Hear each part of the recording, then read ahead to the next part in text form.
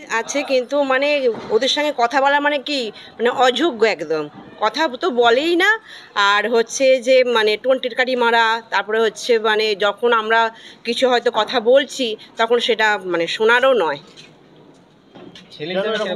ছেলে হিসাবে কিন্তু আমরা সেরকমভাবে, আমার তো মেয়ে তো স্কুলে যায়, মেয়েকে নিয়ে আসি যাই। আজকে যখন হঠাৎ যখন এটা শুনলাম যে এরকম কসবাতে একটা এরকম হয়েছে, তো এরা তো শুনে তো আমারও তো হাত পা কাঁপছে, কারণ আমার তো একটা মেয়ে আছে।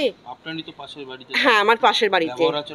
ব্যবহার আচার খুবই খারাপ, খুবই খারাপ, মানে কি পরনিন্দার পরচর্চা যেরকম, মানে বুঝবেন, মানে আমার বাড়িতে কি হচ্ছে না হচ্ছে সেটা কিন্তু ওনাদের আগে খবর চলে আসে। এই যে প্রমিত বলে ছেলেটি, এর আচরণ কেমন দেখেছেন? এর আচরণ একদম বাজে, একদম বাজে, নোংরা বাজে, মানে কি কোনো মানে কি সম্মান তো জানেই না দিতে, ঠিক আছে। যে আমি বলছি মানে আমি তো একটা বৌদির মতনই হই, ঠিক আছে।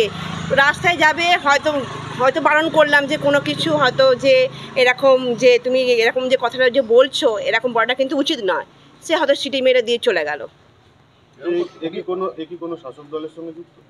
সেটা তো জানি না, আজকে আমরা খবরে দেখলাম যে এরকম মেয়ে পাচারের সাথে যুক্ত আছে বা কোনো কিছু কসবাতে হয়েছে। হ্যাঁ, এটা একদমই মানে মানে শাস্তি চাই এর, মানে এরকম যে হচ্ছে, এর হওয়ার পরেও যে মানুষের যে চোখও তো খুলছে না। কালকে কখন পুলিশ এসেছে জানতে পেরেছিলে? না না না, এনারা কখন থেকে নেই বাড়িতে? এরা হচ্ছে 3 দিন আর 4 দিন ধরে নেই, কিন্তু আমি তো আজকেই শুনলাম যে এরা 3 দিন 4 দিন নেই। কেন, অ্যাকচুয়ালি হচ্ছে যে আমি আমার মেয়েকে নিয়ে সবসময় ব্যস্ত থাকি, স্কুলে যাওয়া আসা করি, এ করি। হ্যাঁ, আসলে কি বলুন তো, এখানে না মানে কেউ কিছু বলার থেকে কি বলুন তো মানে। আপনার নাম? আমার নাম হচ্ছে রমা চক্রবর্তী।